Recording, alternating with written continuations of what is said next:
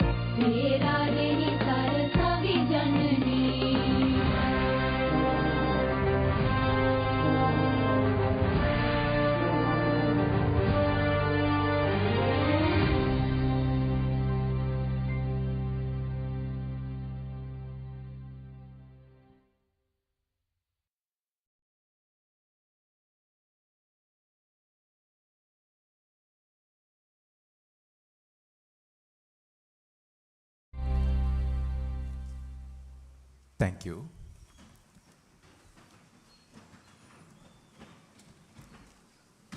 Ladies and gentlemen, join us in celebrating the past 5 years of remarkable achievements. This documentary highlights the research excellence of every department, showcasing milestones that define our commitments to innovation and progress.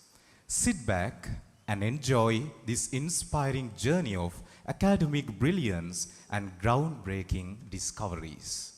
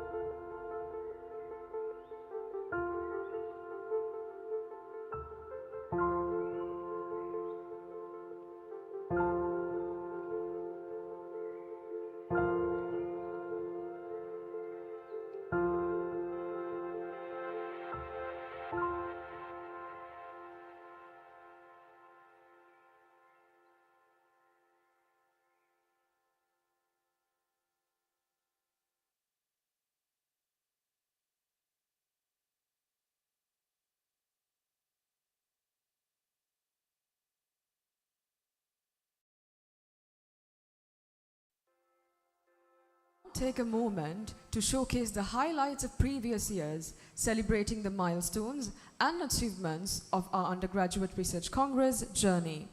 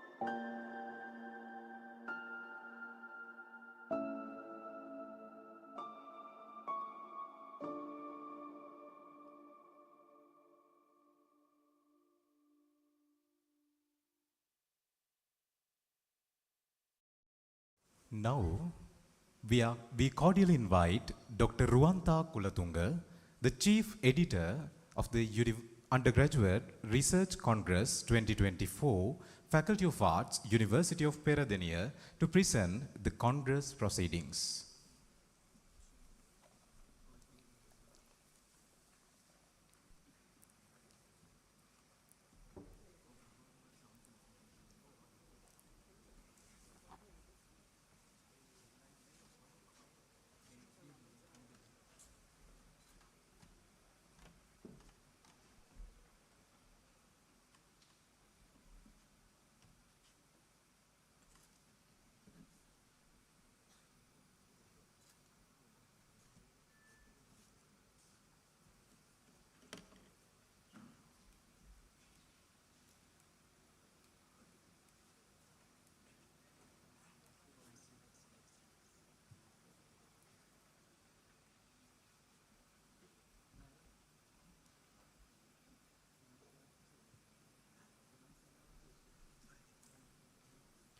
Thank you, Madam. It is with great pleasure that I invite Professor Terence Madhujit, the Vice-Chancellor, University of Peradeniya, to launch the e-version of the Congress proceeding.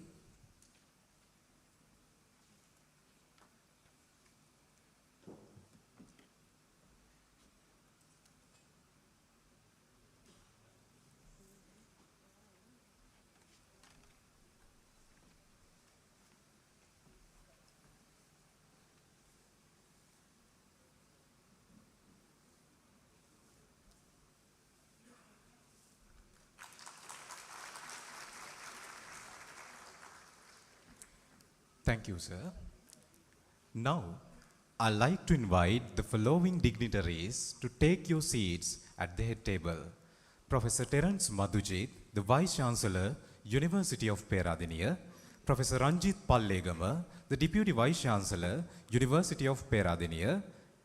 Dr. Prabhat Tekanayaka, the Dean, Faculty of Arts, University of Peradeniya. Dr. Sasanka Pereira, the Keynote Speaker. Dr. Charita Herath, the Keynote Speaker. Professor Mahinda Herath, the Chairperson of Research and Development Unit, and Professor Mudita Karunaratne, the Chairperson of URCFA-2024.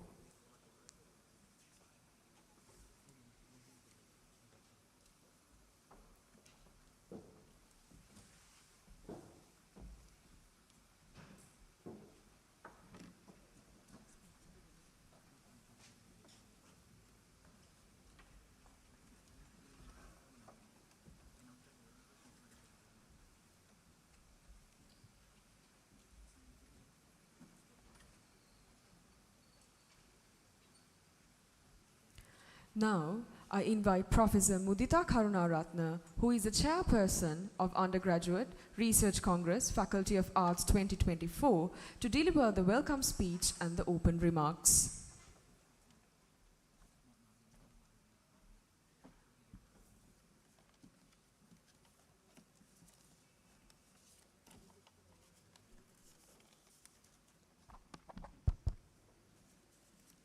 Good morning, everyone. Reverences, Vice Chancellor, Deputy Vice Chancellor, Dean, Faculty of Arts, keynote speakers, Chairperson of the Research and Development Unit, Directors, Deans of Faculties, Heads of Departments, colleagues, invitees, distinguished presenters, students, and everyone present here today. On behalf of the organizing committee, it is my great honor to warmly welcome you to the inauguration session of the Undergraduate Research Congress 2024, proudly organized by the Faculty of Arts. This annual event has become a leading platform for sharing knowledge, ideas, and research of our students in the humanities and the social sciences. The Undergraduate Research Congress provides final year students an invaluable opportunity to present their research findings and publish their abstract in the conference proceedings. I am delighted to share the remarkable response to this year's Congress. We received an impressive 222 research abstracts from our students within 19 departments of the faculty, highlighting the wide-ranging academic efforts of social sciences and humanities. This year's theme, Shaping the Future, Empowering Young Minds in Social Sciences and Humanities to Transform the World, reflects our commitment to fostering, nurturing the talents of our students. This Congress serves as a unique platform for learning and sharing ideas, a space where students demonstrate their dedication to inquiry, receive valuable feedback from peers, and engage in meaningful dialogues. At the same time, this event is an opportunity for us to celebrate the immense potential of our young scholars and to reframe the critical role of humanities and social sciences play in addressing complex challenges in our country as well as the world. With this in mind, allow me to express my sincere appreciation and extend the warmest welcome to our distinguished guests and participants. First, I extend a warm welcome to our visionary leaders, the Vice Chancellor, Professor Terence Madhujit, and Deputy Vice Chancellor, Professor Ranjit Pallegama, whose guidance continues to inspire us. I also extend a warm welcome to Dr. PM EMPCS Ekanayaka, Dean, Faculty of Arts, and my heartfelt appreciation for your steadfast leadership and dedication. The resilience of our nation is deeply rooted in the steadfast commitment of those dedication to the social sciences and humanities. Dr. Sasanka Pereira, a distinguished sociologist, researcher, poet, and translator, has made influential contribution that bridge to academia and the arts. Dr. Sasanka Pereira, it is an honor to welcome you to this year's Undergraduate Research Congress. Dr. Charita Herath, a prominent scholar and philosopher whose groundbreaking work centers on the philosophy of language and environmental ethics. Dr. Charita Herath, we are privileged to have you with us today. I am deeply grateful to both of you for accepting our invitation and joining us today despite your very tight schedules. Your contributions are sure to add depth and inspiration to today's discussions. Next, I am delighted to welcome Professor Mahinda Herath, Chairperson, Research and Development Unit, Faculty of Arts, along with Dr. Ranga Kalugampitiya and Mr. Mangala Disanayaka, who have graciously stepped in during the Dean's absence over the past few weeks. I sincerely appreciate your unwavering support and invaluable contribution. I also extend a warm welcome the postgraduate directors, deans from other faculties whose presence highlights the interdisciplinary spirits of this gathering. Next, I extend a warm welcome to all heads of departments, colleagues, Undergraduate Research Congress department coordinators, organizing committee coordinators and members. A special note of appreciation goes to all the organizing coordinators and members. Their exceptional coordination and tireless efforts made it possible to organize this event in just 4 weeks, a truly remarkable accomplishment. I also welcome the Deputy Registrar, Mr. Kumari Herat and Ms. Tushari Amarasena, along with the Assistant Bursar, Mr. Nimesh Vijay Singha, and express our heartfelt gratitude for your seamless collaboration and unwavering support. And also, I warmly welcome Registrar and the Bursar of the University of Peradeniya. Furthermore, I warmly welcome the librarian, Chief Medical Officer, Chief Marshal, Curator, Public Relations Officer, whose contribution and support have been invaluable. And also, we are pleased to have the media unit team and all technical officers from the university and their team who provide full live telecast for this year's Undergraduate Research Congress. Thank you all for being part of this event. Finally, I warmly welcome all presenters gathered here today. Dear students, this is your moment to shine. Your research and ideas stand as a testament to your hard work, passion, and dedication. This is not just a milestone in your academic journey, but also a step toward shaping brighter and better future. Make the moment of this platform to learn, share, and grow.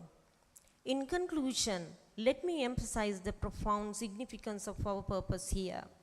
The Undergraduate Research Congress is not just a platform for students to present their research, it stands as a testament to the transformative power of idea. As we engage in this discussion, let us draw inspiration from the words of Albert Einstein. Imagination is more important than knowledge, for knowledge is limited, whereas imagination embraces the entire world. It is new, it is through imagination, rigorous inquiry, and collaboration what we can forge new paths, tackle the challenges before us, and make meaningful contribution to the future of Sri Lanka and the world. Once again, I extend a very warm welcome to everyone present here. Together, let us make this Congress an inspiring and memorable experience. Thank you. Thank you, Madam. Now, we extend warm invitation to our esteemed Dean of the Faculty of Arts, Dr. Prabhat Teganayaka, to grace us with his wisdom and address our distinguished gathering. Thank you so much. Very good morning, all of you. Reverend Sir, with your blessings. I will not take much time because there are two eminent scholars here to deliver their keynote speech. And also Vice Chancellor Sir and Deputy Vice Chancellor Sir also going to talk to you. But apart from that, I need to appreciate the people who made this event successfully completed up to now. You know that we are in the very difficult situation in country allocating money for the education. So with that limited budget, Vice Chancellor Sir, Thank you very much, sir. All the time I was not in country last month, but our team, headed by Professor Mahinda Herath and මුදිතාවෙන් සහ කරුණාවෙන් වැඩ කරන මුදිතා Karunaratne always contacted me via WhatsApp. So her patient is very much improved, I think. So with that limited budget, always Vice Chancellor, sir, you allocated what you can do, and Deputy Vice Chancellor, sir, your guidance and commitment is very much appreciated. Professor Sasanka Perra, Professor Charitha Herath, you are scholars, we know that. Professor Charitha Herath, producer of this university. You contributed a lot to the country, and now look back to development of the field of education and humanities and social sciences. So thank you very much, sir, both of you, participating and giving role models to these young researchers, academics of proud product of our faculty and the university.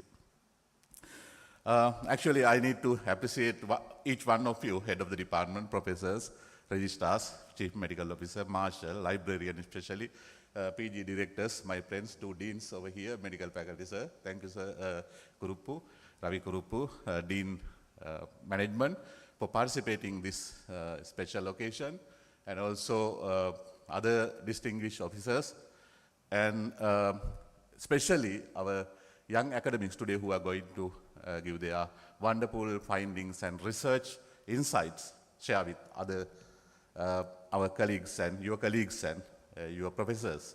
Actually, your contribution is very much important at this juncture of this country.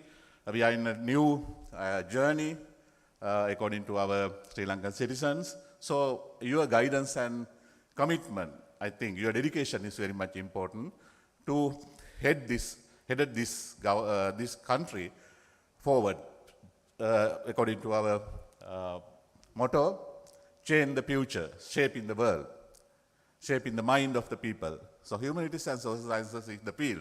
Always our Deputy Vice Chancellor, sir, you are telling that dental is not the most important faculty, arts faculty is the most important faculty among other 9 faculties. Sorry to say that medical is so important, but it's a one part of body ailment or something like that. But here, we are trying to make a human body, human being, which fit to the society and the world. That's the most important part. You know that we have senses, 6, eyes, ears, nose, skin, and tongue. We can taste outer world, but I don't know. We are learning about ourselves, inner management, how we can manage ourselves. That's the basic need of that moment. We have a lot of critical thinking. We have a lot of engagement, criticism, everything, creativity, but creativity within ourselves is the problem. I, fortunate enough, maybe unfortunate, visited one developed country, Spain, last month. When I visited there, I saw that, how people are working, how they are enjoying their life. Meanwhile, they created their history. I involved with the human evolution and insight, how to deal with the inside development of human being and education programs. I involved in some practical research activities with them. When human evolution, they created gigantic works, giant works. When we go to their cathedral, they're wonderful. Can't believe how human being created this kind of things within this world. We also have that kind of thing. Tuparame, Abegiriya, maybe other kind of temples, Sigiriya, unbelievable human creations. But same time, when I go to toilets there, I saw that those are also remarkable. Not like us. They painted very well and always ඒකට යන්න හිතනවා. So if I ask this question, sorry about that, some people not happy with that question, which one was the most important, temple or toilet? Oh, which one is your body? Right hand or left hand is the important? Right leg or left leg? Which one? Which faculty is most important, medical or dental or arts? So, sorry to say that, equally important, temple and toilets.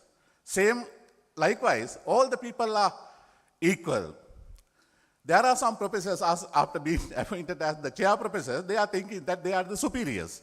Not like temple lecturers are important, or cleaning service staff are important, non-academic are not important. We are the important people, they are believing that. They are criticizing here and there. I am the important, doctors are no so important. That's why Rangwala drama is happening within the parliament. Our people are thinking that we are the most important people, others are something what behind, less than us. So don't believe that, young researchers. What I am trying to say, inclusion is the most important part. Each and everybody of this society, if you need to develop this society, important. That's my message. Think about how to develop your research to include everybody within the society. It is important. Buddhism important, Hinduism important, Islam important, everybody important. Develop your research to include each and everybody towards the shape in the future mind. Thank you so much. Thank you very much, sir. Ladies and gentlemen, I invite Professor Ranjit Pallegama, the Deputy Vice Chancellor, University of Peradeniya, to address the gathering.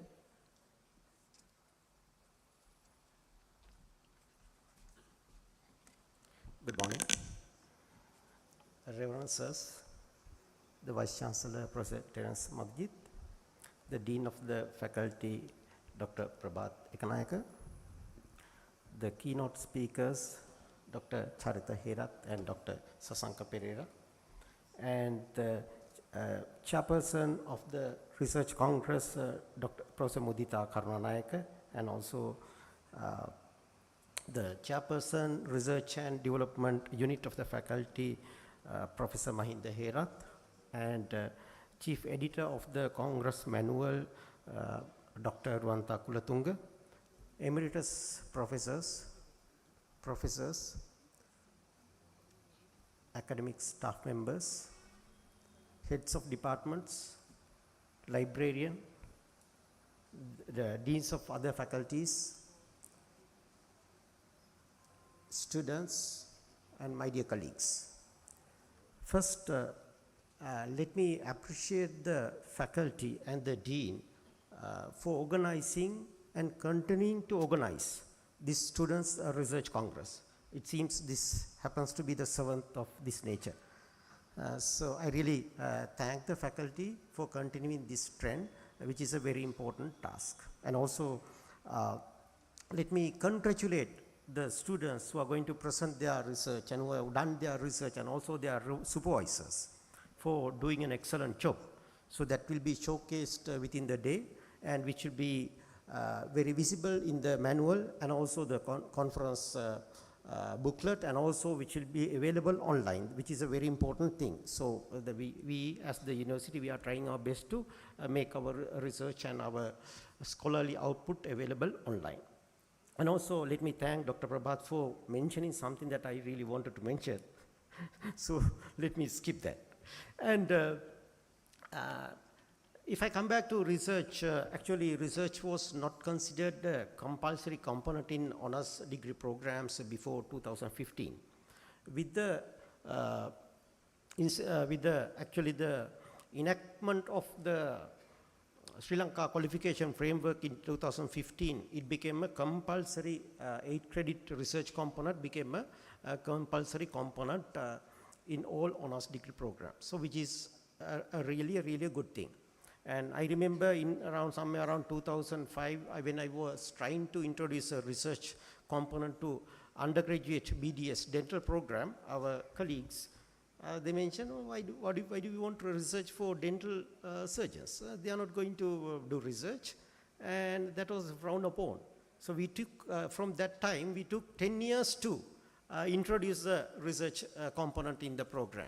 And this was not very visible. And I think it could have been the same situation in many other programs. But I think Now it is a trend and it is a must component, and this training is very, very important for our undergraduate students, because basically research is something that where research is basically exploring into information and making a decision. But actually this organized research, we collect information on a predetermined objective hypothesis, and we carefully analyze information and make some conclusions or make some decisions based on that. So that is basically evidence-based decision making. So this is an important attribute to all people, to be honest, not only to graduates or graduate students. Because, if we do not have the skill of gathering data, gathering information before making a decision, we become a society that can get easily misguided by some others. So I think that has happened to our society. Even our students are easily misguided by others, because they simply listen to some others, but they are not trained to gather information before making a decision, before making an informed decision. So research goes a step beyond that, and research promote making a prior hypothesis or objective, so that we know exactly why we are collecting information and what we are going to do and how we should be analyzing and looking at this information before making an evidence-based decision. And the other aspect actually is that this is a training for this ability, which is really, really necessary for all people in the society. But at least, it is good that we try to inculcate that skill into our students who are following an honors degree program. And in addition, actually, it is important that if the research can get translated into application and innovation, and that is what actually the society needs, which will ultimately drive the socio-economic development. And if we can promote students to do better and better research, and if we really can get these published, especially as journal articles in journals, that will help them, help supervisors, help the institution as well. There are that kind of indirect advantages as well. So I, once again, while congratulating the students who have completed this research, they are either almost graduated now, and also the supervisors who helped them to do, who guided them to do well-planned research and had an outcome which is useful to them, and the training as well as the outcome which is useful to the society. So I congratulate all of them. At the same time, once again, let me thank the faculty and the dean and the organizing team for inviting me here to attend this inaugural session. Thank you very much. Thank you very much, sir. Now, I kindly request our distinguished chief guest, Professor Terence Madhujit, the Vice Chancellor, University of Peradeniya, to address the gathering.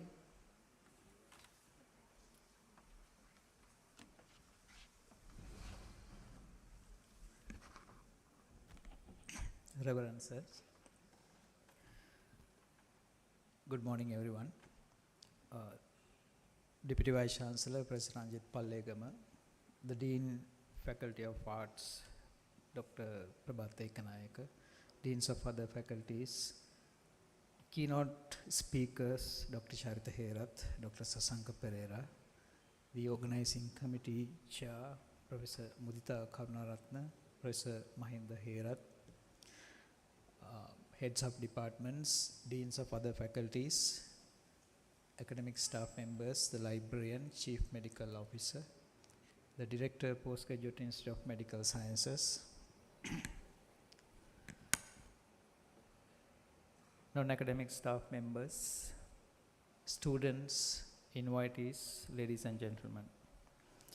I am delighted as a Vice Chancellor to grace this occasion as a chief guest. Thank you very much for your kind invitation. And this is the 6th consecutive time that the Faculty of Arts is showcasing the Undergraduate Research Symposium. That's a wonderful achievement. As Professor Palligama said, quite some times ago, all faculties did not have this research component in their curricula. But understanding the importance of this research component, now I am happy to say that all 9 faculties have embedded this research component is now embedded into their curriculum. Why research? Well, if you look back at the history, few prominent examples. Thomas Alva Edison, an American inventor, is known for light bulb, incandescent bulb, but he has invented thousands of other items that generally the people don't know. From Ohio, United States of America, in 1840s, he was born and he became an inventor. Henry Ford, again from United States of America. In 1927, Sir Alexander Fleming, a physician as well as a microbiologist from St. Mary's Hospital, London, discovered penicillin, and that changed the entire world. The discovery of invention of light, incandescent bulb, that changed the entire world. Before coming up with the incandescent bulb, he failed nearly 1,000 times, and finally he became successful. There are many examples. Gregor Mendel, born in 1827, Austrian. That time the microscopes were not there, but his imagination, he came up with the idea of genes. He explained how by crossing Pisum sativum, the pea beans, tall and short, he explained how genes transfer, how the genes manifest phenotypic characteristics that change entire world. In 1954, the shape of the DNA was postulated by 2 great scientists, and that changed the entire world. So this inquisitive mind, ladies and gentlemen, that drives this humankind. Thanks to their research, we are now surviving. We are enjoying the luxury of these fans, everything, air conditioning, all. So that is the importance of research. Now, in your curriculum, the research component, all other subjects, they are well structured, well taught by the best galaxy of teachers at the Faculty of Arts and also from Faculty of Management and from few from other faculties as well. I also used to teach one course. But when it comes to this research, you are on your own. True that you are supervised, but you have great liberty to make your own decisions. That is what is important. You are nearly independent. You make your own decisions. How to budget your time, up to you. Even choosing a researchable topic, that is a skill. Literature survey is a skill. Interpretation is a skill, analytical skills. Then analyzing data, coming to conclusions. As Professor Palligama correctly pointed out, that you cannot jump into conclusions, but it should be evidence-based. In philosophy, I don't know, but in sociology, I know that should be evidence-based. So, then dealing with outsiders within the, as university students, you are confined to this faculty university, but outside world is different. So dealing with them, communicating with others, you are exposed to the world before officially stepping out of this faculty. That exposure is very important. Dealing with humans, there is an art again. So therefore, mastering all this is essential. That is why this research component presentation skills, language skills, writing skills all come in when you try to produce a dissertation and also the make a presentation. So that is why this compendium of abstracts, I just went through a few, but there was one nice article, how the per capita GDP influences the happiness of Sri Lankans. But unfortunately, I couldn't see a conclusion there. Well, now apparently the researcher has analyzed data from 100 countries.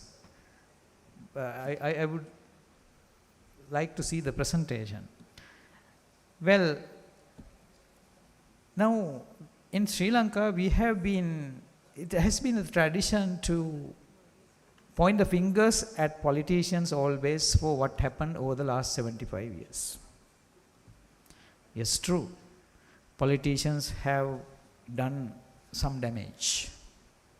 But at the same time, ladies and gentlemen, the 1.6 million government officers, vast majority, I am sure, produced by the faculties of arts in this country. Are they not responsible?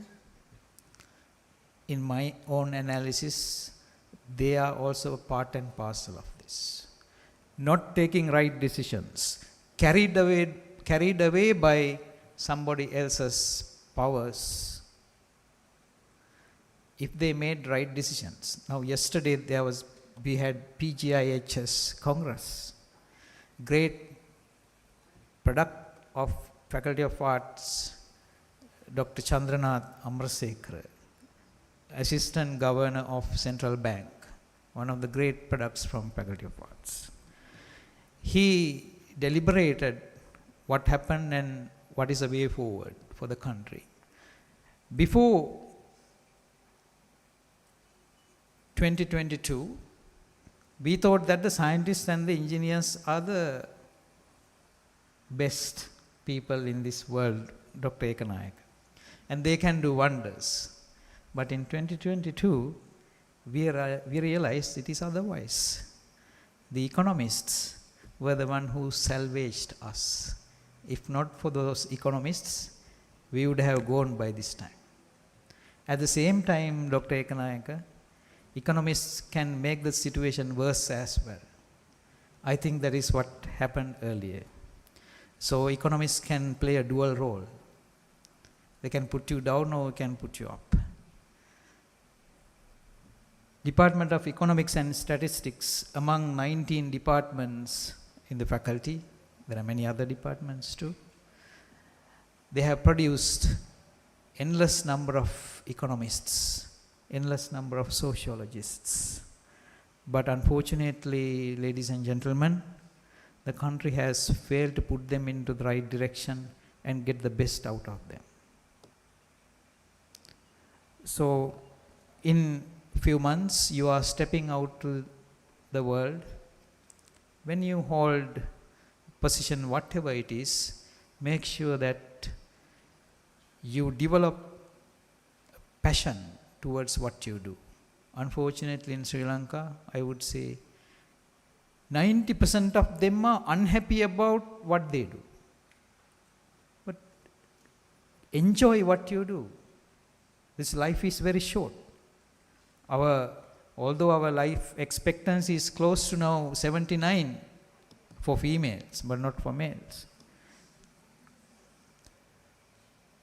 Effective life, I would say 70. After that, we become deteriorated. So that short life, you enjoy the life. You do enjoy what you do, rather than being frustrated about what you don't have. It's true, this is a resource limited country. Everywhere else is the same. You feel that now, when I was doing my research project long ago, decades ago, I was running here and there collecting samples and doing all. I thought that, okay, if I go to a developed country, I find everything at fingertips. But when you go to, say, United States to do your research studies, you are on your own. Here you get field assistants, research assistants, drivers, all. You are on your own. You have to drive the vehicle and collect the samples, do the analysis and get it done. These facilities are not there. Well, true, other facilities are available.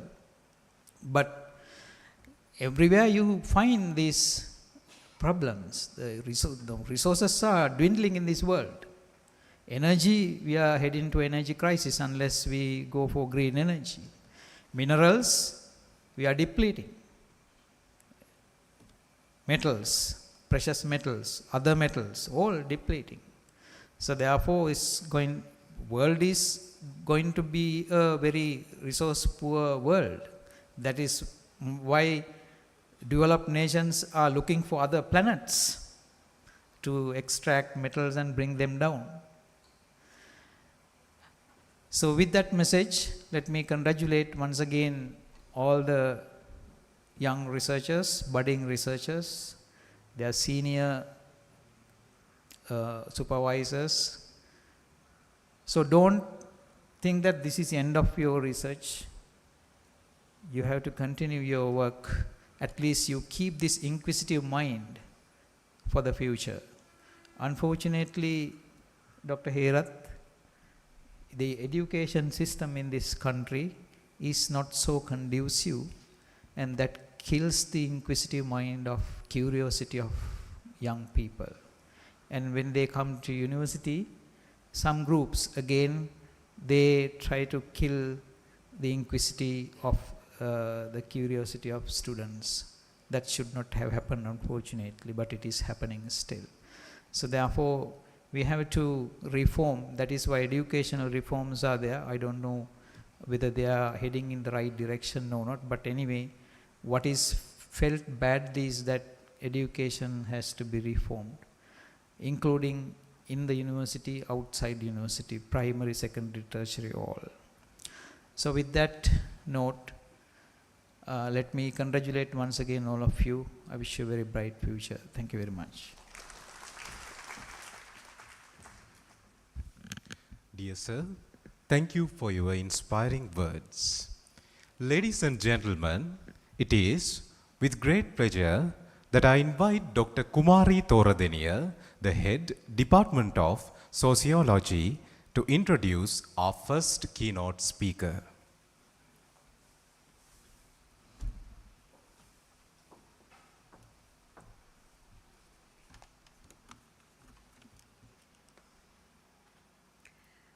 Good morning, you all, reverences, invited guests, and all the participants. I am honored and privileged to stand before you today to introduce one of the keynote speakers for the Undergraduate Research Congress 2024 at the University of Peradeniya. We are fortunate to have with us Dr. Sasanka Pereira, an expert in the field of social sciences and humanities, as one of the keynote speakers for today's event. Dr. Sasanka Pereira is a renowned sociologist, researcher, poet, and translator whose influential contributions span both academia and arts. Let me speak about where Dr. Sasanka Pereira started his academic career briefly within 5 minutes I have been allocated. He entered the University of Colombo in Sri Lanka as an undergraduate student in 1981 and completed his BA degree in 1984, majoring in political science, sociology, and English literature and language. He holds an MA in anthropology in 1989 and PhD in anthropology 1991 from the University of California, Santa Barbara, USA. He also completed a diploma in conflict resolution from Uppsala University, Sweden in 1998, specializing in advanced international conflict resolution strategies. His academic journey began at the University of Colombo, Sri Lanka in 1993, laying the groundwork for his interdisciplinary approach to research and teaching where he worked as a senior lecturer until 2008. He served as the head of the Department of Sociology and Professor of Sociology at the University of Colombo from 2009 to 2011, where he worked for 19 years. Then he moved to South Asian University in New Delhi, where he was the founding professor of sociology from 2011 to 2024. He also served as the dean of the Faculty of Social Sciences in the South Asian University from 2011 to 2018 and again in 2021. Additionally, he was the vice president of South Asian University from 2016 to 2019. In his research, Dr. Sasanka Pereira focuses on the space and dynamics of urban experiences in South Asia, nationalism, religion, political violence, and the dynamics of visual cultures.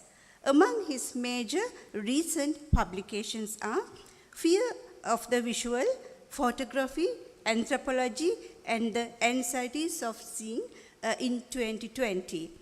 Against the Nation, Thinking Like South Asian in 2019. Wars on Tourism in Sri Lanka, Tales from Darker Places in Paradise 2016.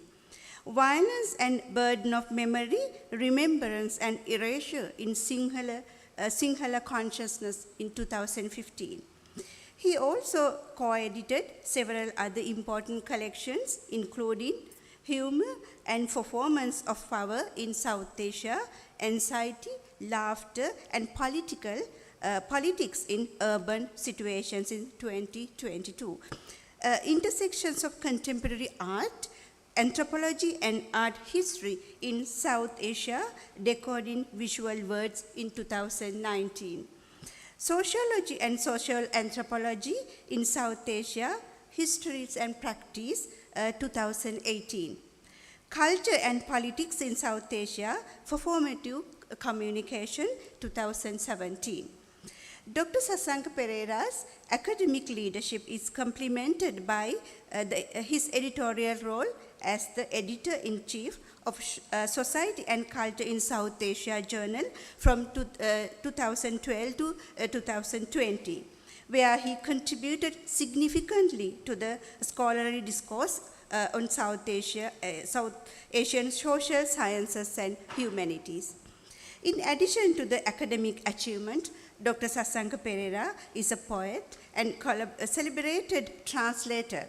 His groundbreaking co-translation of Rumi's poetry and his translation of Lucas Hunt's Dollhouse 2 earned recognition at Sri Lanka's State Awards for Best Translation of Poetry and Theatre in 2023, underscoring his exceptional ability to bridge cultural and linguistic gaps.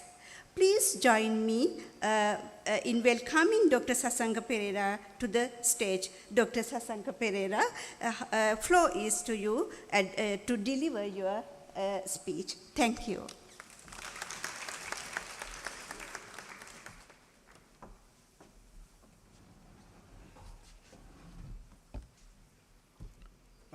Vice Chancellor and colleagues from University of Peradeniya, and friends and students, I do see some familiar faces. And I would like to thank whoever who's responsible for inviting me. And, but I also must say that it is good to be at the University of Peradeniya, from where my mother and others in my maternal family graduated from. All these people came from this university. I was telling some of these colleagues, I also tried to do that, but they chased me away in, from, what is that place called? Horagol. But anyway, I used to come here very regularly as a child in the evenings in the mid-1960s to walk among the trees that you still have in the evenings with my parents, and also to watch Professor Sarat Chandra's plays I'm pretty sure I saw Singabahu and Maname in one of these places, probably this hall, that I can't remember. But as we all know well, the University of Peradeniya in the 1950s and even in the 1960s, and today are two very different places. Now, how that transformation happened is not going to be the topic of my discussion today, but it is something that some of us talked about just a little while ago. I don't think this is the first time I have addressed a mostly undergraduate conference or congress, as you call it, but I'm not sure. I forget things all the time. What I know for sure is that large undergraduate conferences of this kind are not common in the world I am used to. I assume these are organized in Sri Lanka in the way they are, given the massive preponderance of undergraduate education in all universities in our country and the relative invisibility of more advanced degree programs. But given I am not used to such events at this level and have not taught undergraduate classes for 13 years, I was not, and I am still not very clear what I should do this morning. So I picked up this position and decided that my point of departure to be to discuss some of the core aspects of your thematic title of this Congress, that is, shaping the future and empowering young minds in social sciences and humanities. I don't have the foggiest idea on how you may or may not transform the world. So I will not talk about transforming the world. And thank you for Kumari for that introduction, I forgot. Sorry. Since I have talked and written extensively about our countries and South Asia's social sciences and humanities many times before, I will draw considerably from these earlier interventions. I don't see any reason to reinvent the wheel when the path along which it is supposed to travel has not changed much. You will see that some of the things I say will agree with what the Vice Chancellor said and also agree with what the Dean said, but we'd also deviate from some of the ideas. But first, let me say something about our intellectual landscape.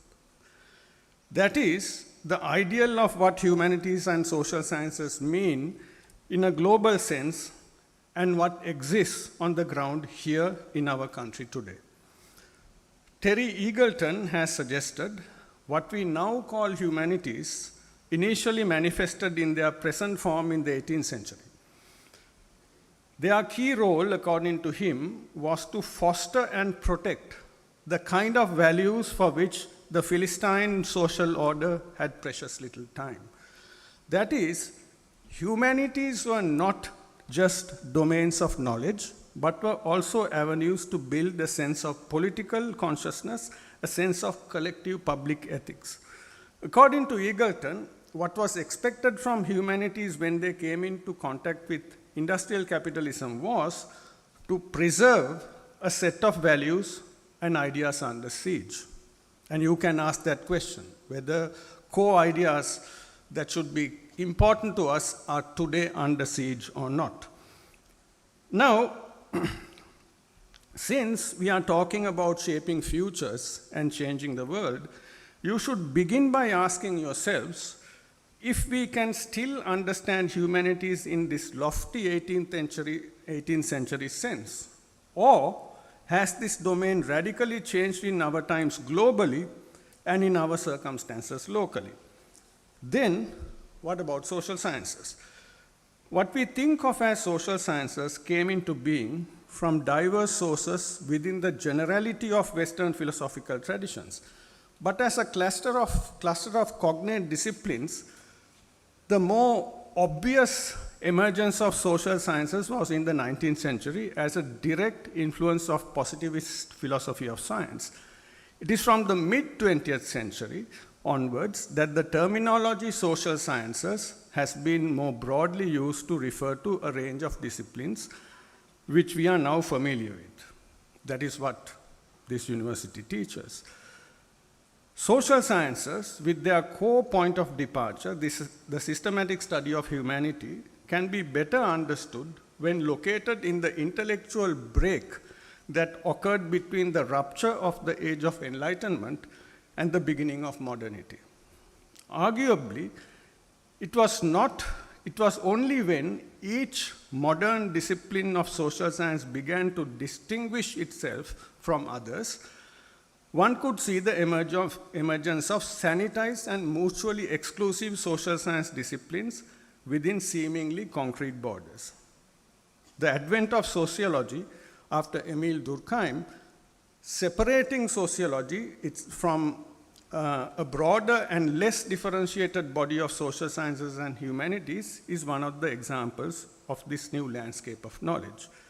And I'm saying this because this sanitized and apparently concretized borders separating social sciences is very, very problematic. Because if I'm asked to define political science and sociology and anthropology, I would find it very difficult. I can do it artificially, which is what universities do, setting up departments and so on and so on, but intellectually it's very difficult. But today, when we think of the relevance of social sciences and humanities in our societies, their importance in our universities, and when we talk about shaping futures, empowering young minds in these disciplines and transforming the world, I'm convinced that we approach knowledge completely devoid of a nuanced understanding of disciplinary histories and their constituent politics of the present and in the local and global situations. What I'm trying to say is, when we talk about social sciences and humanities, we look at them as a given, without looking at the kinds of complications that has happened since these disciplines emerged in the first place and were imported to our part of the world. That is, we don't see their complications and complexities. It seems to me that contemporary knowledge production in these disciplines in countries like ours is completely ahistorical and often devoid of a sense of public ethics and collective social responsibility. So, it is this general, broader global historical background, but even more seriously impacted locally by our own academic, intellectual, and political crises that you have got your education in. So, whoever the students are here, I can't recognize which one's which, but you have got your education in this situation of global and local crisis. Make no mistake about that, right? You are part of the crisis. We are part of the crisis. That is, you will be presenting your papers today, that you will be going into the world soon, that you will be trying to make the things suggested in the theme of this Congress happen, but all of that will have to be done in the light of this crisis, right? Both globally and locally. I'm not saying things are utterly hopeless, but it would be a major challenge to navigate these murky conditions impacted by both problematic politics and questionable intellectual practices. But to even attempt any of that, you need to be fully aware that your future life would not be a walk in the park. For me, the crisis in our collective disciplines is a plain fact. It has been a plain fact for 25 years, if not more. And I think you also need to take this as a given, that there is a problem in your disciplines. That is, like elsewhere in the world, social sciences and humanities are in serious crisis in our country too. And they have been for a very long time. This, I suggest, should be your major realization, if not already known to you.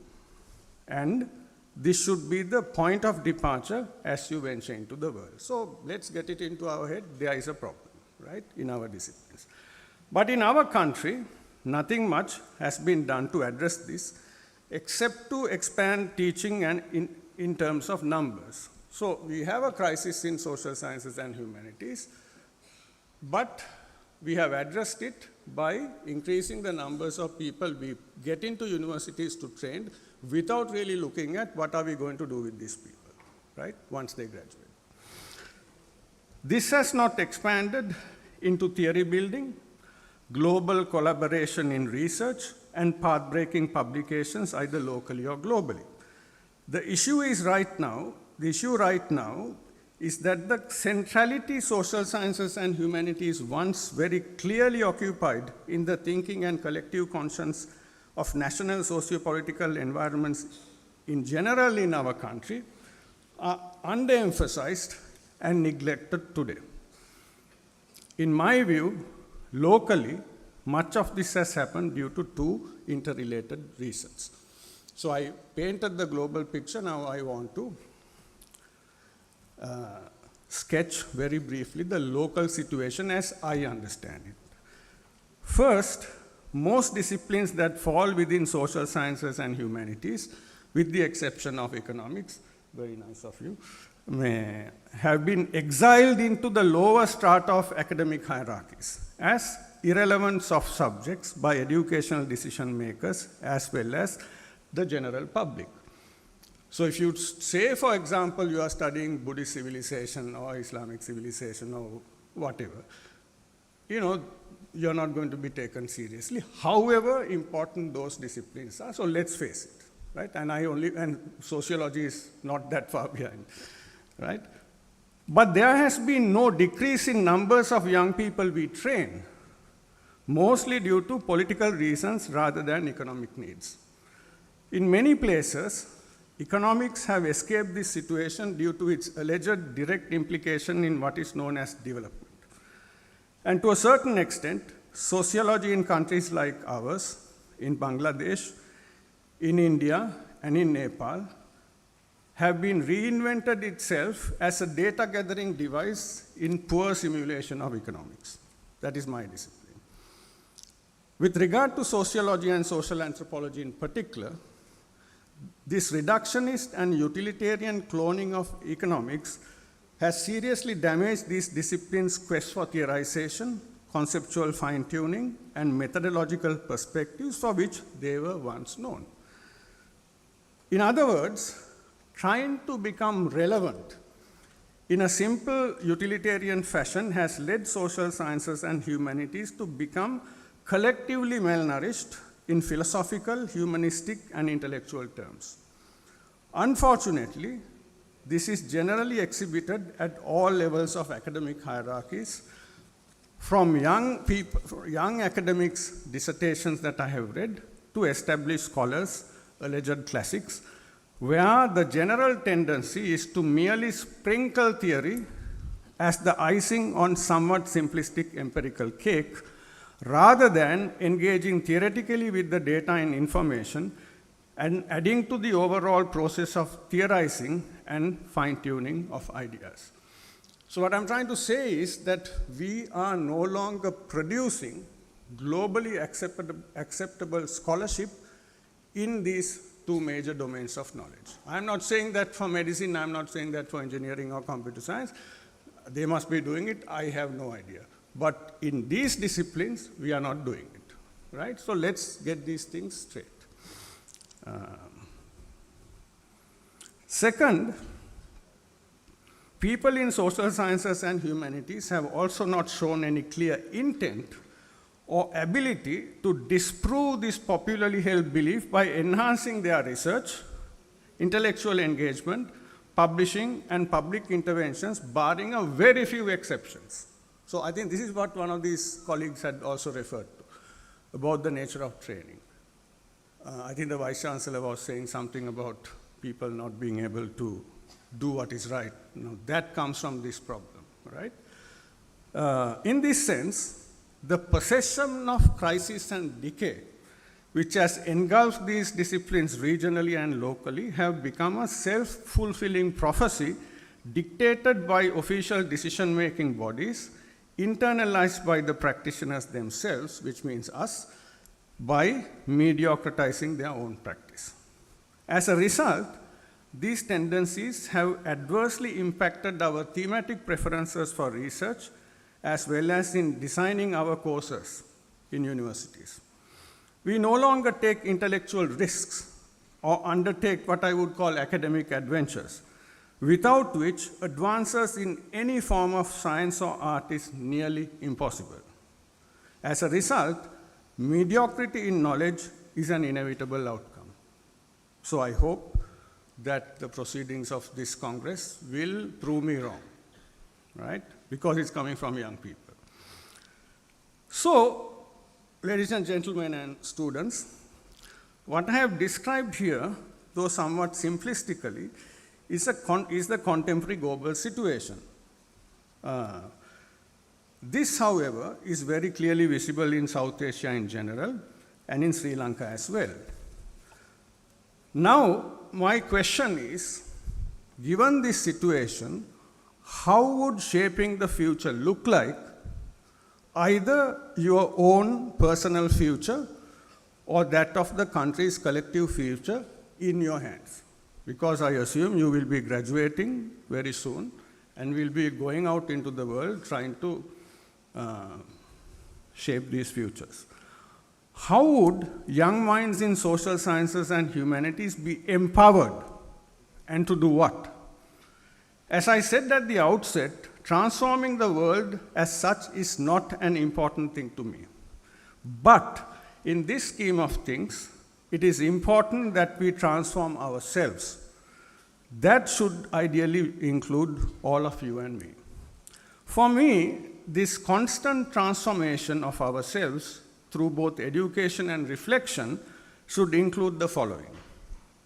1, we need to be critical thinkers and self-reflective leaders in our disciplines as well as in our personal lives, in our professional work, and in our politics.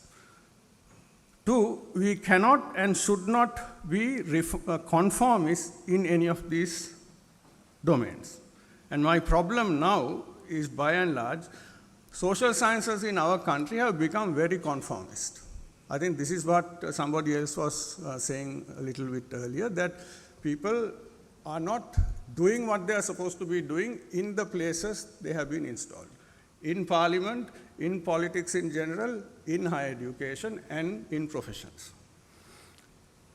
But also, we cannot be critical without offering alternatives. Given that you are final year undergraduates, if your discipline have taught you 2 fundamental things, I think you can be hopeful of shaping some part of the future that will open up to you. One is that your training needs to give you some semblance of a professional edge beyond knowledge. So it just can't be knowledge, whatever discipline it is. You need to have some kind of a professional edge, right? Because in the end, people are not going to recruit you to into the market just because you have a smattering of knowledge. You also have to come with certain kinds of skill.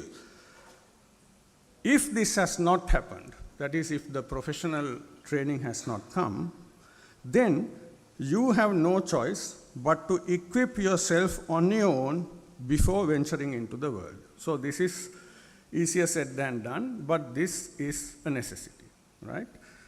2, your training must give you the ability of self-conscious citizenship. That is, to work and live according to your conscience and to see wrong for what it is. My sense is, it is the lack of these attributes in our education that has made us sink so deep in social and political crisis in recent decades.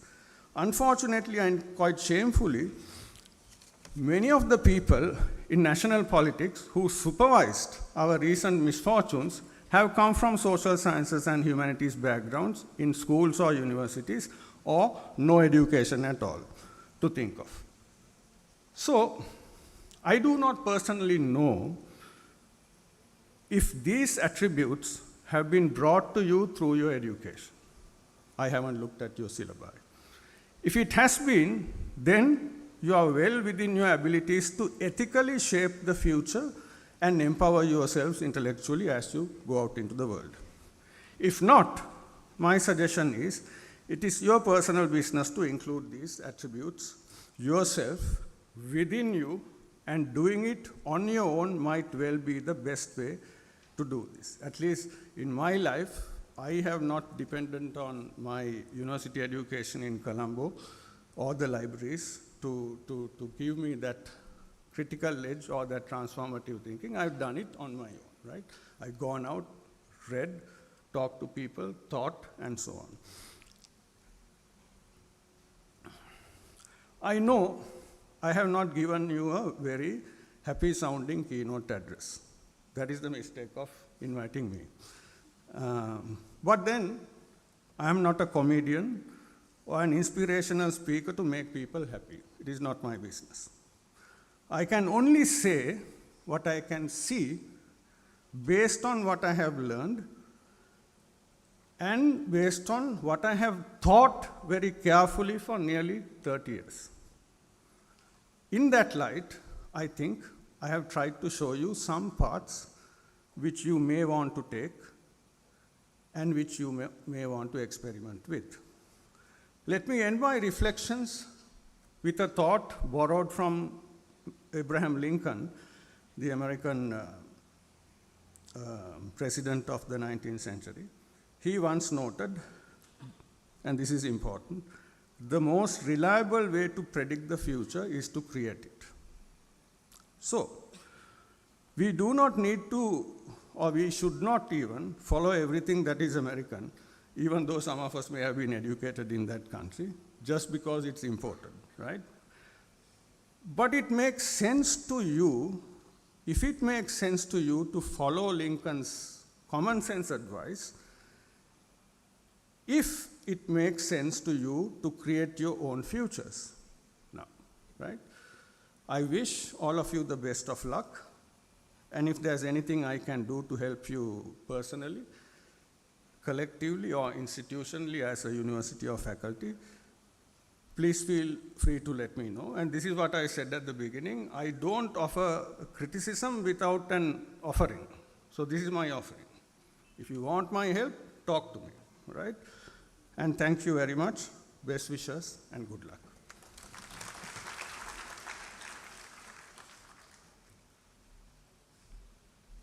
Thank you very much for your insight, sir. Now, I kindly invite Dr. Prabhat Ekanayaka, the Dean, Faculty of Arts, University of Peradeniya, to present the token of appreciation to our esteemed keynote speaker, Dr. Sasanka Pereira.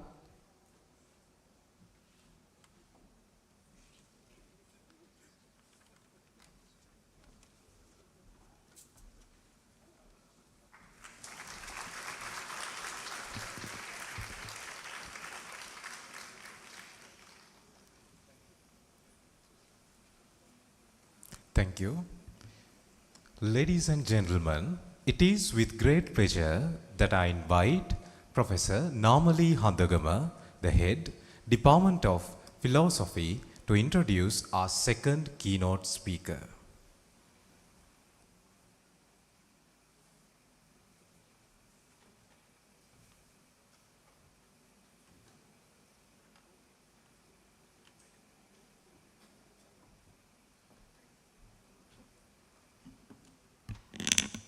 Thank you. Good morning. Vice Chancellor, Reverend Sirs, Vice Chancellor, Deputy Vice Chancellor, Dean of the Faculty, other Deans of the Faculties, Directors of the Postgraduate Institute, keynote speakers, other invitees, head of the departments, and the members of the academic staff, administrative officers, members of the non-academic staff, our presenters, and my dear students.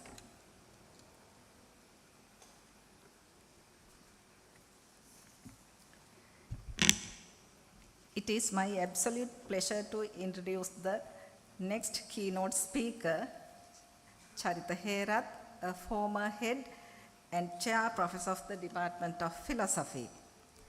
He is a scholar and a leader whose career embodies the spirit of interdisciplinary inquiry and their real-world impact.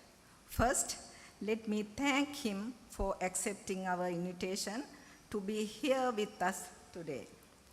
Dr. Charita Herath's academic journey is as distinguished as it is inspiring.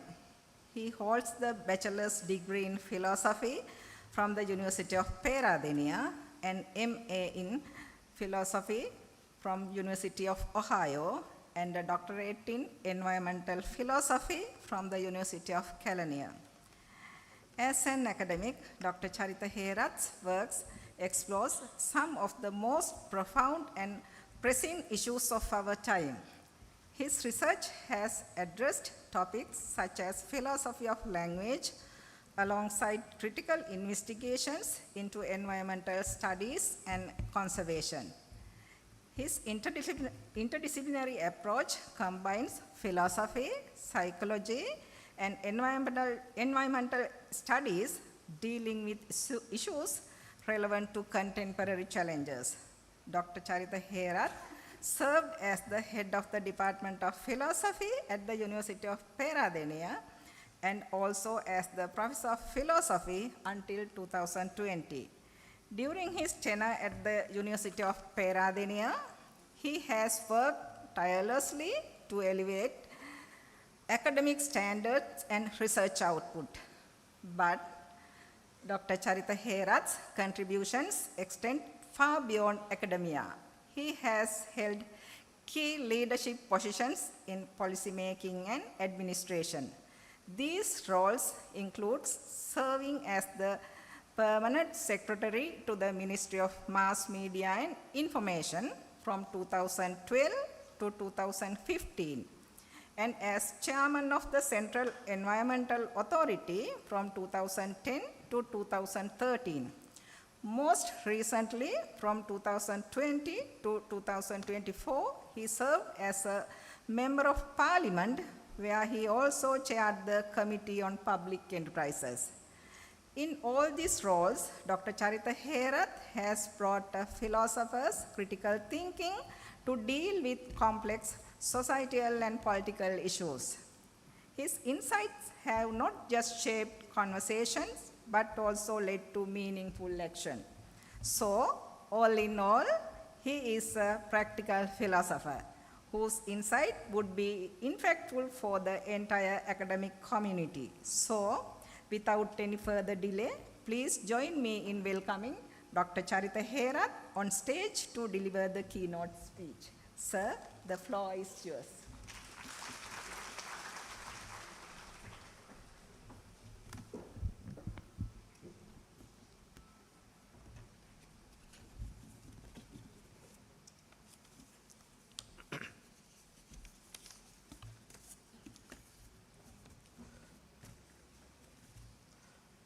Good morning. Thank you, Professor Handagama, for giving kind introduction on me. Reverend Sirs, Vice Chancellor, Professor Madhujit, Deputy Vice Chancellor, Professor Pallegama, Dr. Prabhat Ekanayaka, our able Dean of the Faculty of Arts, who was my contemporary at students' time, and Dr. Sasanka Pereira, who was a keynote speaker here, and Professor Mahinda Herath and Professor Karunaratna, organizing committee, and all the heads of the departments of Faculty of Arts, and invited guests, students, and friends. It is my great privilege to be here today among very important academics and experts in this timely important undergraduate Research Congress. Before I go into my speech, I would like to say that, and I feel very humble to talk in this podium, in this place where we all were engaged in many different platforms in last 20 odd years. And I was a student and a student leader at that time, and we were engaged in many different struggles and many different debates in this very historical, important, beloved arts theatre.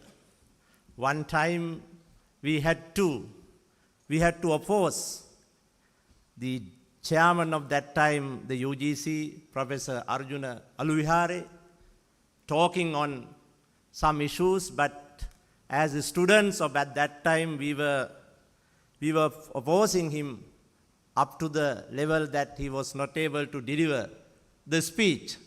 But still we were very good friends, and he has been very good friends of our student organizations at that time. That was the kind of politics that we have played at that time in 1980s.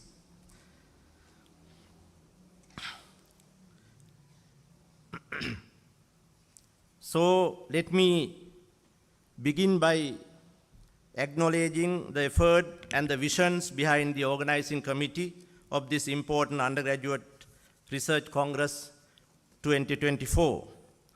In this year, the topic, Shaping the Future, Empowering Young Minds in Social Sciences and Humanities to Transform the World, could not be more relevant in our rapidly evolving world. The complexities of the modern age call for a deeper understanding of human behavior, society, and culture, an understanding uniquely offered by the social sciences and humanities. Undergraduates in this field often focus on the theoretical and practical issues of their respective subjects. They mainly engage core of the societal challenges and their consequences. Before delving into the main points of my presentation, I would like to take a moment to reflect on the nature of research in social sciences and humanities.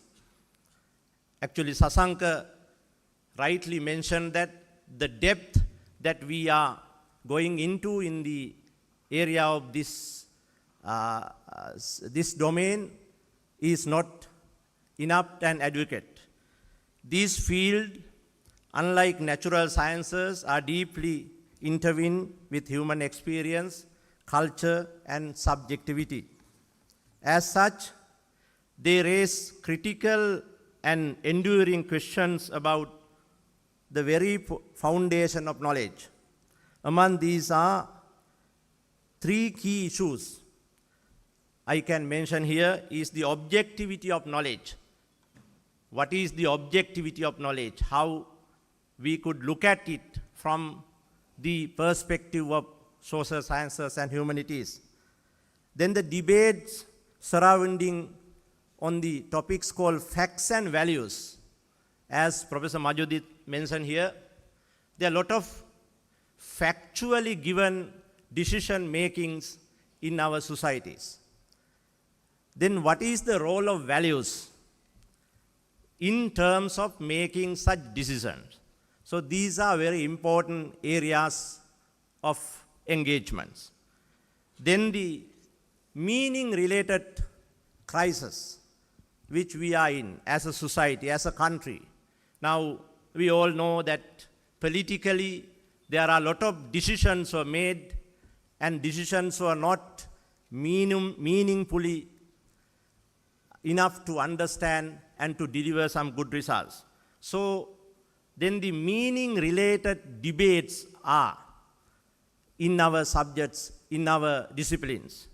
Whether the meaning is given thing or socially constructed phenomenon, which is very important issue that we just need to look at. When we are making decisions in societal level, from administrative perspectives, we need to look at whether the meaning has been fixed thing which we are just delivering or whether we are contributing to make that meaning while we are playing a role as a decision maker or policy maker or implementer. So in philosophy, these issues are explored through various academic frameworks, particularly in discussions on positivism, post-positivist traditions.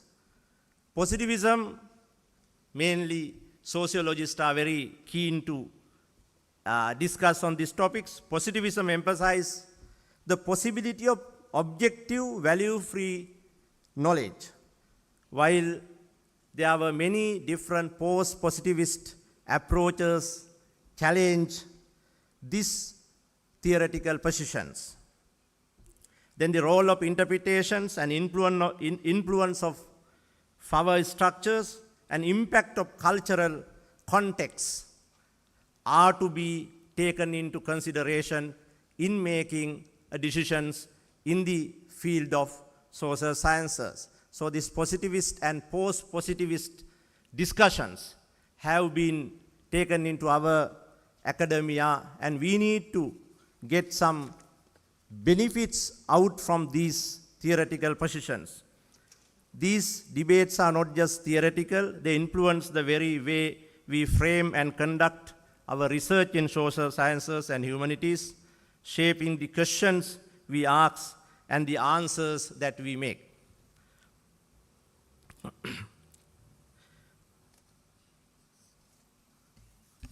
Understanding the dynamics of this field is just not an academic exercise. It is foundational to addressing the broader questions and challenges that shape our societies. How we conceptualize knowledge influence the policies we craft, the narratives we uphold, and the ways we engage with our world. It is through this lens that I encourage us to critically evaluate the knowledge we produce and its impact on the communities that we serve. With these foundations in mind, the main points of my keynote address focus on equipping young undergraduates with the soft skills essential for success in today's job market. I think we, the humanities and social sciences experts, always looked in the more fundamental, critical areas of our knowledge, but not on the soft but very important skills sections of our undergraduates' knowledge. So these soft skills, which we call in our curriculum, is and has been very important when our graduates are going to the job market. While universities are not solely meant to construct human product for the market, we must acknowledge that students who gain academic knowledge will ultimately engage in the market-oriented system. It is true that we analyze the pros and cons of market economics, yet we know that these students will eventually play a role within this framework. So allow me to propose a few crucial connecting tools to help students to translate their academic knowledge into practical applications. The social sciences and humanities equip us with not only knowledge but also ability to approach global challenges with empathy, critical thinking, and cultural sensitivity. When combined these essential soft skills such as communication, teamwork, and emotional intelligence, this knowledge becomes transformative. It empowers individuals to tackle pressing issues like main issues in the society today, such as climate change, inequality, social justice with innovative and inclusive solutions. In today's interconnected world, these fields transcend academic pursuits and become powerful tools for driving change, fostering understanding, and building a more equitable and sustainable future. By investing in these disciplines, we are not only shaping careers but nurturing change makers capable of transforming the world. Throughout the history, the social sciences and humanities have been at the heart of the transformative ideas. Sociology has illuminated the structural roots of inequality, inspiring movements for social justice. Psychology has advanced our understanding of mental health, reducing stigma and improving care globally. Literature and philosophy have challenged norms, sparking revolutions in thoughts and governance. These disciplines have not only chronics change, but actually shape it, influencing policy, culture, and innovations. In an interesting, interconnected, and dynamic world, soft skills are pivotal in shaping individuals who can lead, innovate, and make lasting impact. These skills comprehend academic knowledge and technical expertise, ensuring that future leaders are change makers, not only capable but also compassionate and adaptable. Critical thinking and problem solving is one of the main knowledge that we consider as soft skills that we could gain through our university engagements. The ability to critically analyze complex societal challenges is very important. These skills empower individuals to go beyond surface level thinking, challenge assumptions, and drive meaningful progress. Emotional intelligence is another important section in this regard. It gives the ability to understand, manage, and harness emotions, which are crucial for building meaningful relationships and leading with empathy. It fosters trust, collaborations, and effective decision-making, enabling individuals to navigate personal and professional challenges with grace and resilience. Communication skills is also key in our training in social sciences and humanities sector. Such training will help articulating ideas clearly and inclusively is key to inspiring actions and fostering understanding. Whether engaging with diverse audience or advocating for change, strong communication skills ensure that message resonate and drive impact. Collaborations and teamwork is another soft skills that we should focus on. The world's challenges are increasingly interconnected, requiring cross-disciplinary, cross-cultural collaborations. The ability to work effectively with diverse teams enhance problem solving and ensures holistic solutions that consider multiple perspectives. Together, these soft skills form the foundation for future shaped by leaders and innovators who not only solve problems but also inspired change and foster a more inclusive, sustainable world. I also would like to tell you, as a policy maker in some time and as a implementer in some time, you have to learn how to compromise as well.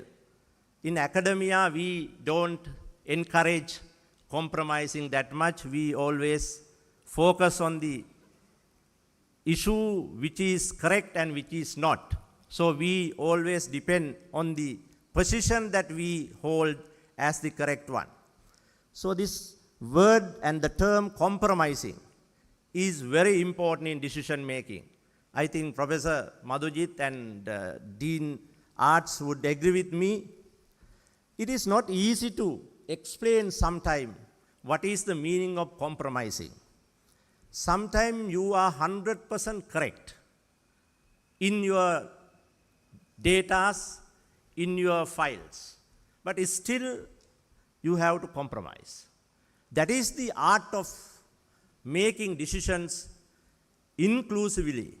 We could take some decisions which other people don't agree at all, then you might not get the things done. If we don't compromise in decision-making level, sometime you might feel purity and you might feel that, oh my God, I have done nicely and I have completely shut them down. But still, sometimes you might not able to get the things done. That has different meanings. Get the things done means to do something, to move something, to open something, to do new engagements.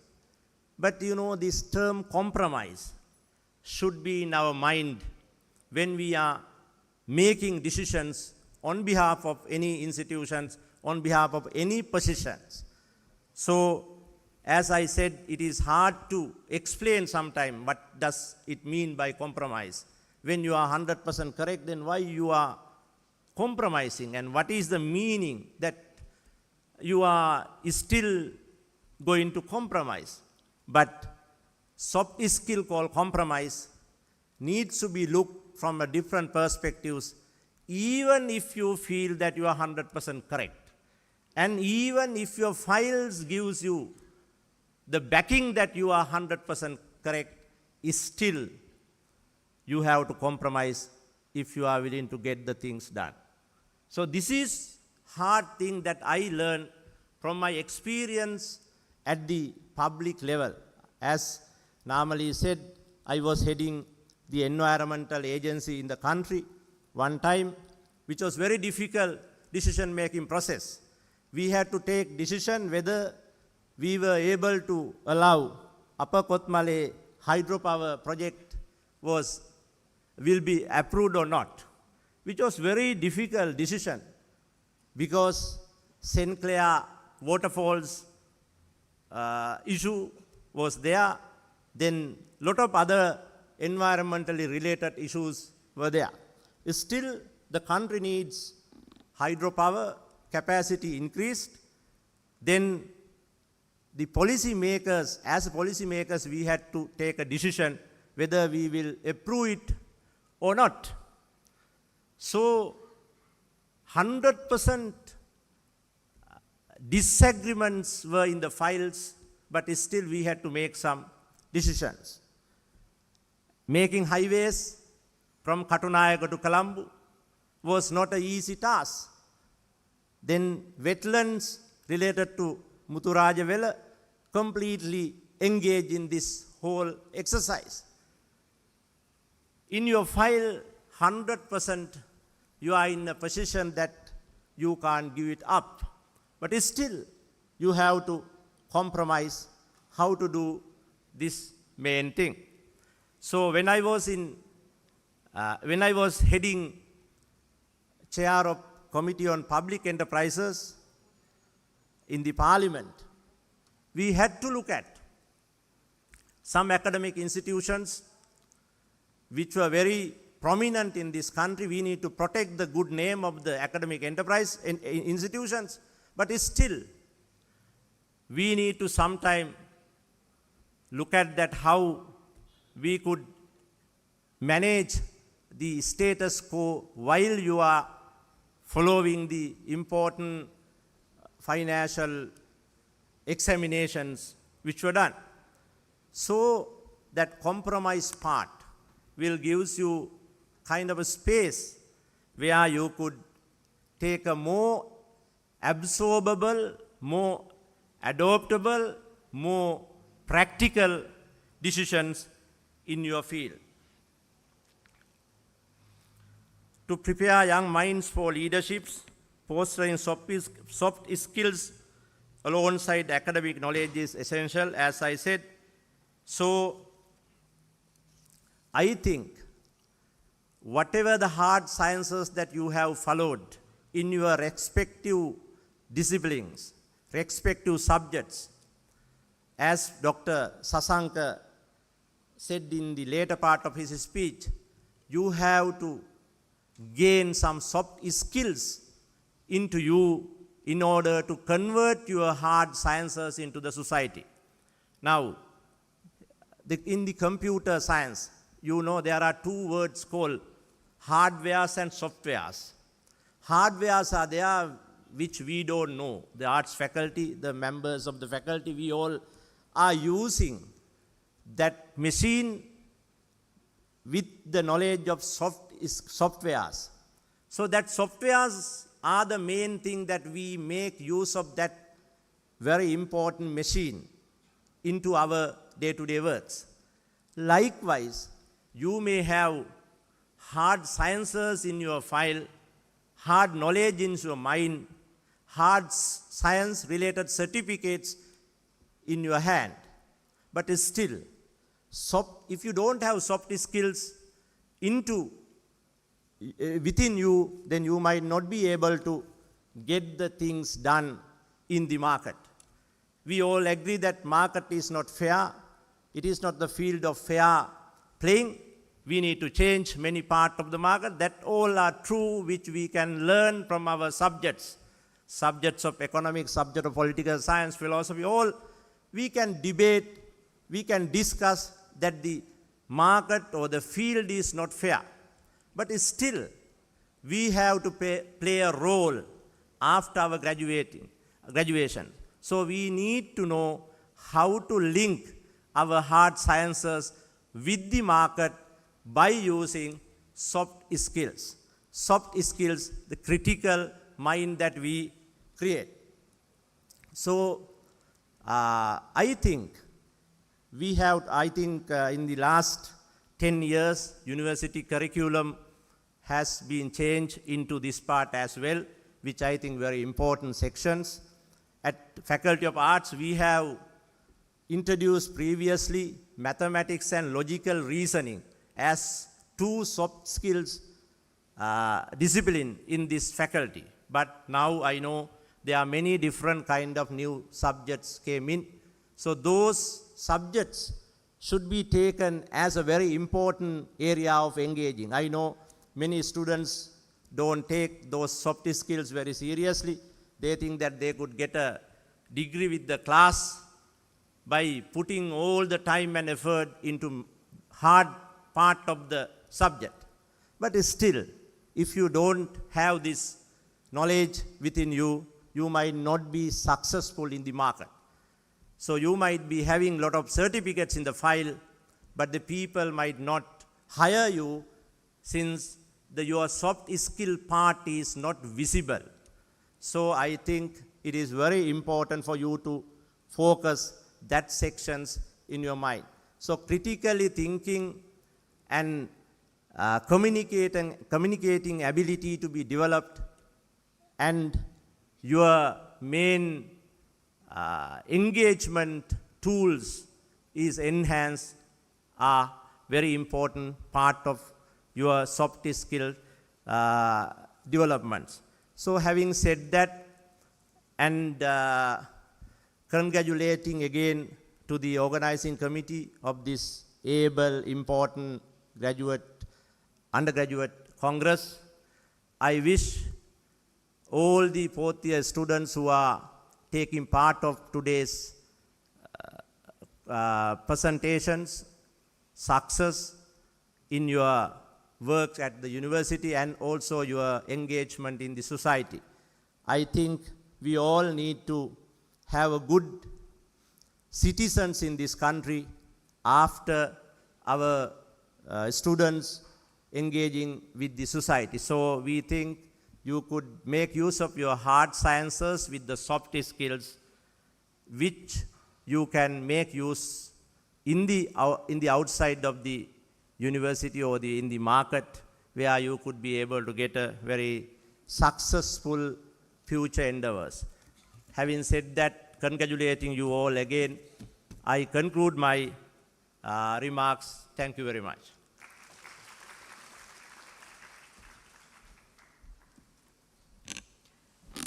Thank you very much, sir. Now, I kindly invite Professor Mahinda Herath, the Chairperson of Research and Development Unit, Faculty of Arts, University of Peradeniya, to present the token of appreciation to our esteemed keynote speaker, Dr. Charita Herath.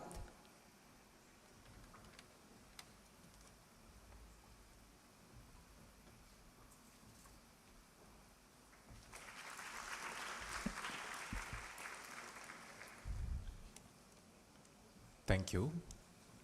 I now invite Professor Mahinda Herath, Chairperson of Research and Development Unit, Faculty of Arts, to graciously deliver the vote of thanks and express our gratitude for this remarkable event.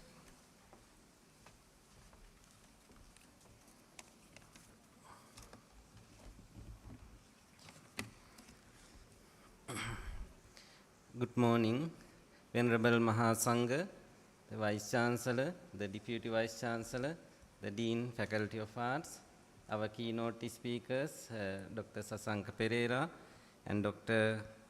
Charita Herath, and Professor Karunaratna, the Chairperson of the Faculty Undergraduate Research Congress 2024, and all the directors, deans of the other faculties, head of the departments, professors, senior lecturers, bursar, registrar, and all the non-academic staff members, and paper presenters, ladies and gentlemen. Okay, please excuse me for the time is very past in the time. So we organized this conference within the very short period. So it is my privilege to thank all the persons. Please excuse me, I will do it very quickly. So, it is privilege to an honor to deliver the vote of thanks on this significant occasion of the Undergraduate Research Congress 2024. First and foremost, I extended my heartfelt gratitude to Professor W.M.T. Madhujit, our Vice Chancellor, sir, for your unwavering support and guidance, and which has been instrumental on the success of this conference. Thank you, sir. And special thanks go to the Deputy Vice Chancellor, sir, Professor Ranjit Pallegama, for your invaluable support and for your always being source of inspiration. Thank you, sir. And to our Dean, sir, Dr. EMPCS Ekanayaka, your guidance and tireless effort made this event possible. Your vision is and your commitment has been the foundation of this conference. Your encouragement has been pillar of this strength of us. Thank you, sir. And we are deeply grateful to our former acting deans, Dr. Ranga Kalugampitiya, Dr. Mangala Kesava Disanayaka, for stepping and ensuring everything run smoothly. Our heartfelt thanks to you, all the directors, postgraduate institutes, and all the deans from the other faculties for their cooperation and support. Our deepest appreciation goes to our keynote speakers, Dr. Sasanka Pereira and Dr. Charita Herath, for accepting our invitation in short notice and traveling long distance to enlighten us with your wisdom. Your insights have been inspired both our students and the faculty. I would like to extend my special thanks to Professor K.M.R. Karunaratna, the Chairperson of URCFA-2024.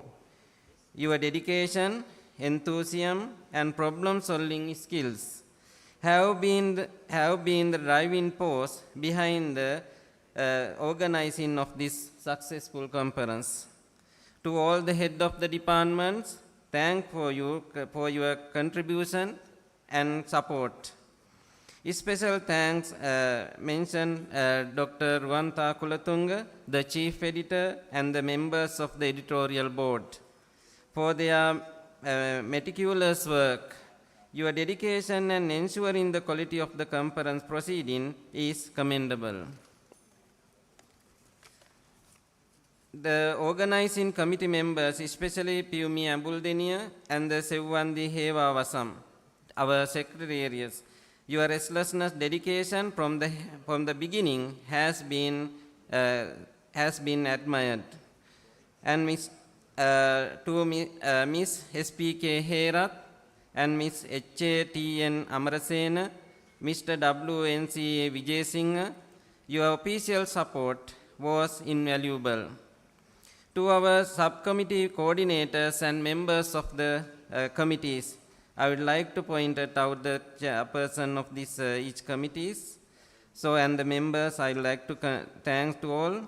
Professor T.M. S.K. Yatigammana, Economic, and Professor Puspa Vitarana, Technical and Visualization. Professor M.B. Ranatilaka, Food and Refreshments. Dr. T.N. Vitanage, Financial. Dr. Susantha Ratnayaka, Designing and Printing. Dr. Kanti Hettigoda, Venu Coordination. Dr. A.M.M. Chandrika, Ceremonial Committee. Mr. Ashwin K. Vikramasuriya, Guest and Invitee Coordination. Mr. Priyantha Ponseka, Publicity, and all the members of each committees. Your hard work ensured smooth and executive and this event and successful of this event. Special thanks to Mr. D.M.Y. Abevardhana and the Sachini Geetanjali and the WLBL Veerasurya, managing the registration, transport and accommodation efficiently. Professor Sudarsana Bandara, for preparing the proceeding in such short period, your efforts are truly aspirated. Our gratitude extends to all the chairperson, discussant, departmental coordinators and academic members, including senior professors, senior lecturers, and the assistant lecturers for your contribution. A big thanks to you, the registrar, bursar, the librarian, the chief marshal officer, PR officer, curator, webmaster, audio-visual and web team, and the chief marshal, the non-academic staff members, including those from the faculty and department, for your indispensable support. Our aspiration also goes to the technical and visualization committees and media unit technical officers, net-in printers for timely and efficient work. The special acknowledgement goes to the members of the staff members of the Dean Office, members of the Bursar Office, and the members of the Registrar Office, and the administrative support, supporting staff for their continuation effort and behind this success of this conference.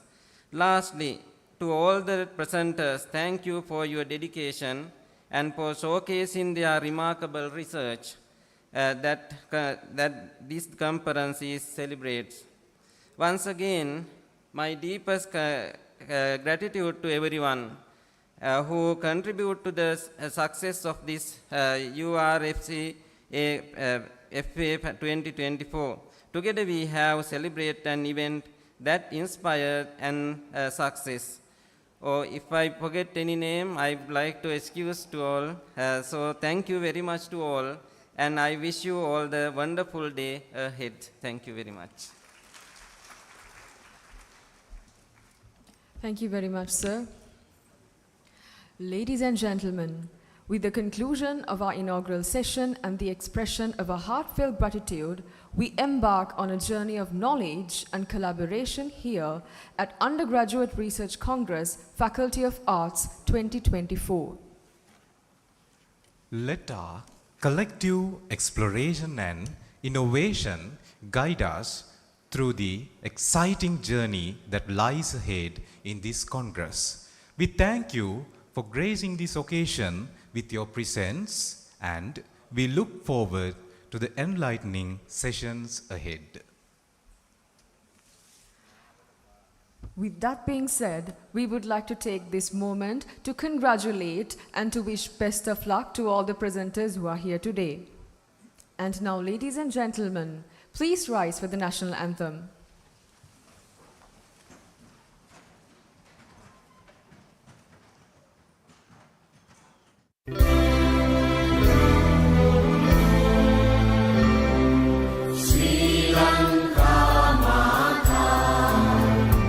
Apa